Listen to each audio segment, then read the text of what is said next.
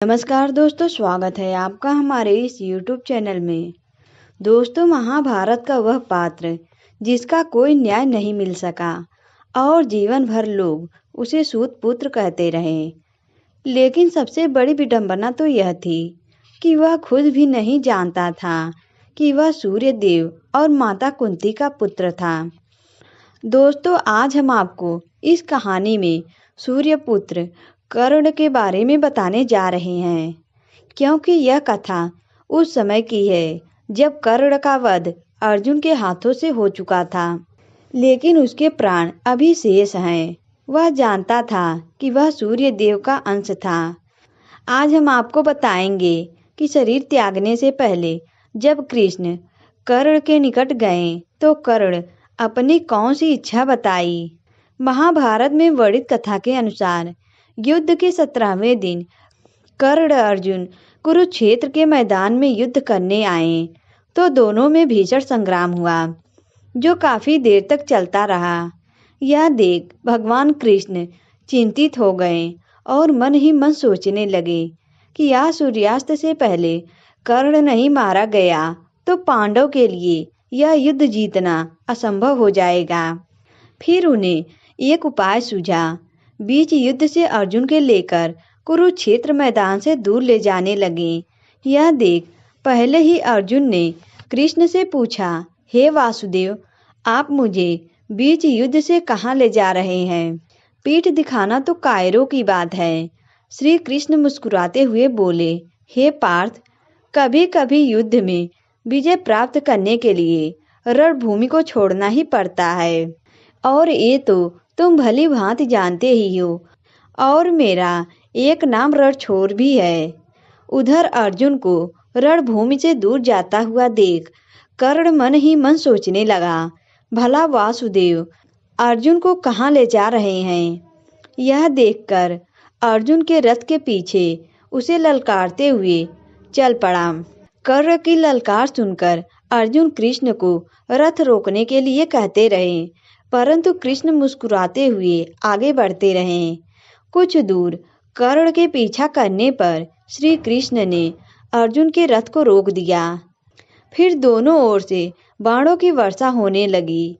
इसी बीच कर्ण का रथ का पहिया जमीन में धंस गया। यह देख अर्जुन ने कर्ण पर बाण चलाना रोक दिया। तब कृष्ण बोले, अर्जुन, आप बाण चलाना क्यों रोक दिए? तब अर्जुन ने कहा, क्या वासुदेव आप देख नहीं रहे हैं? कर्ण का रथ का पहिया जमीन में धंस गया है।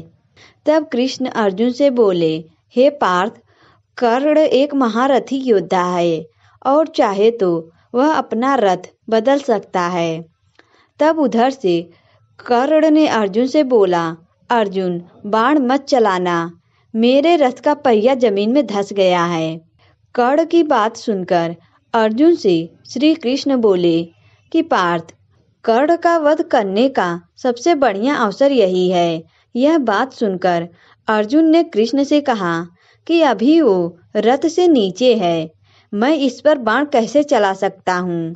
तब श्री कृष्ण ने कहा, हे पार्थ, तुम किस धर्म की बात कर रहे हो? क्या रणभूमि में कर्ण ने अभिमन्यु का वध करते हुए नियमों के बारे में सोचा था? क्या उस समय भीष्म पितामह ने युद्ध का नियम नहीं बताए थे और कर्ण भरी सभा में द्रौपदी को वेश्या कहकर उनके मान सम्मान को छिन्न भिन्न नहीं कर दिया था? क्या तुम यह सब भूल गए हो? पार्थ, फिर मैं आपको एक बार बता रहा हूँ कि कर्ण अधर्मी पात्र है, इसे इसकी सजा जरूर मिलनी चाहिए। हे पार्थ, धर्म की बात छोड़ो और कर्ण पर वार करो।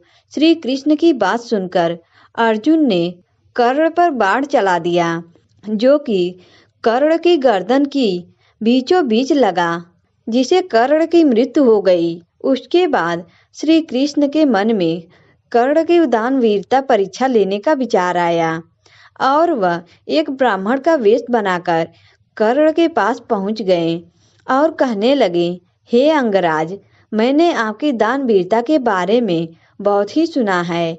मैं आपसे एक उपकार की परीक्षा करता हूँ और मेरी सहायता करें। मेरी पुत्री का विवाह है और मैं अपनी पुत्री को स्वर्ण देने में असमर्थ हूँ। कृपया आप मेरी दुविधा का निवारण करें।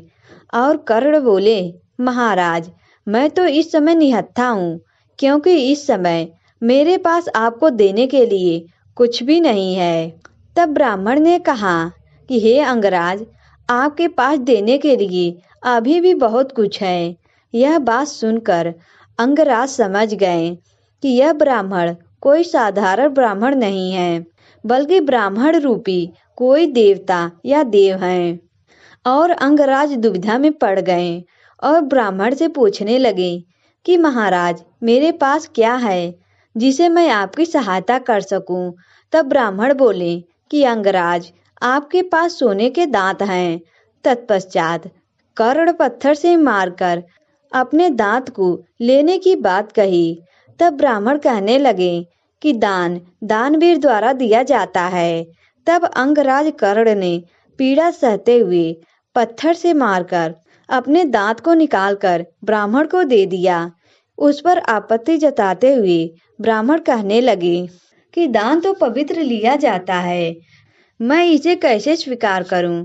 तब कर्ण ने अपने समक्ष बाण को उठाकर गंगा माता का आवाहन किया। तब मां गंगा की सहायता से कर्ण ने उस दांत को पवित्र कर उस ब्राह्मण को दे दिया। दोस्तों, आज की वीडियो में बस इतना ही। अगर यह वीडियो आपको अच्छा लगा तो वीडियो को लाइक करें और हमारे चैनल को भी सब्सक्राइब करें।